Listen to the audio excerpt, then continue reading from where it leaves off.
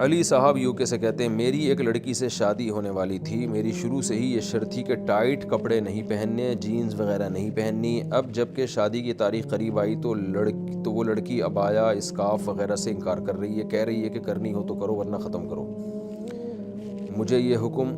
چلانے والے مرد بالکل پسند نہیں ہے۔ باقی ہر لحاظ سے تو لڑکی ٹھیک ہے، طلاق یافتہ ہے، ساتھ ایک بچہ بھی ہے، مجھے کیا کرنا چاہیے؟ انکار کر دیں آپ اس رشتے سے، بعد میں بڑی مصیبت بن جائے گی آپ کے لیے، کیونکہ بچیاں ماں کو فالو کرتی ہیں، آپ کی کل آگے اولاد ہوئی وہ بھی نہیں پہنے گی۔ بہت مشکل ہوتی ہے، اگر ماں پردہ نہیں کرتی نا تو باپ اپنی بچیوں کو پردہ نہیں کرا سکتا۔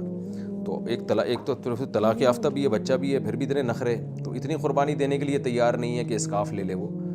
تو اس لیے میرا مشورہ یہی ہے کہ منع کر دیں وہاں پہ آپ، ورنہ بات کی پھر مصیبت ہی رہے گی۔ باقی یہ کہ حکم چلانے والے مرد پسند نہیں ہیں، بلا وجہ کے حکم چلانے والے مرد تو کسی کو بھی پسند نہیں ہوتے، لیکن جو جائز حکم ہے وہ تو مرد کا حق ہے، جب وہ بیوی کا سارا نان نفقہ اٹھا رہا ہے، اس کو شیلٹر دے رہا ہے، تو شریعت نے کچھ عورت پہ بھی تو ذمہ داریاں ڈالی ہیں نا۔ وہ ذمہ داریاں یہی ہیں کہ بھئی اگر آپ جائز باتوں میں آپ کو شوہر کی اطاعت کرنی ہے، اسلام میں مرد اور عورت برابر نہیں ہیں، الرجال قوامون علی النساء، مرد کو اللہ نے سربراہ بنایا ہے۔ یہ یورپ کا نظام ہے کہ مرد اور عورت سیم ہے، اس کا نتیجہ یہ نکلا ہے کہ وہاں کا خاندانی نظام ہی تباہ و برباد ہو گیا، تو شادیاں ہی ختم ہو گئیں، کیونکہ مرد کو پتہ ہے کہ ایک ٹینشن لے کر آ رہا ہوں میں اپنے لیے،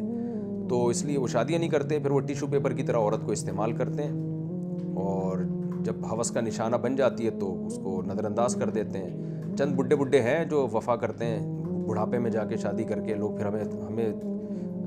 مثالیں دیتے ہیں کہ دیکھیں وہ انگریز کیسا وفادار ہے اپنی بیوی کے ساتھ۔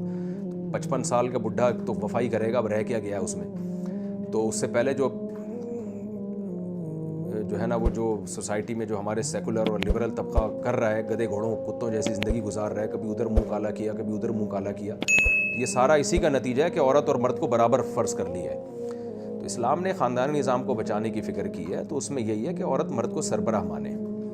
جائز باتوں میں مرد کی اطاعت عورت کو کرنی پڑے گی۔ ہاں، بلا وجہ کے آرڈر چلاتے رہنا،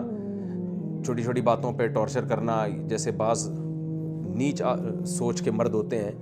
تو وہ 100% غلط ہے، اس کو تو کوئی بھی اپریشیٹ نہیں کرتا، لیکن جائز باتیں جہاں تک ہیں تو اس میں مرد عورت پر لازم ہے کہ شوہر کی اطاعت کرے۔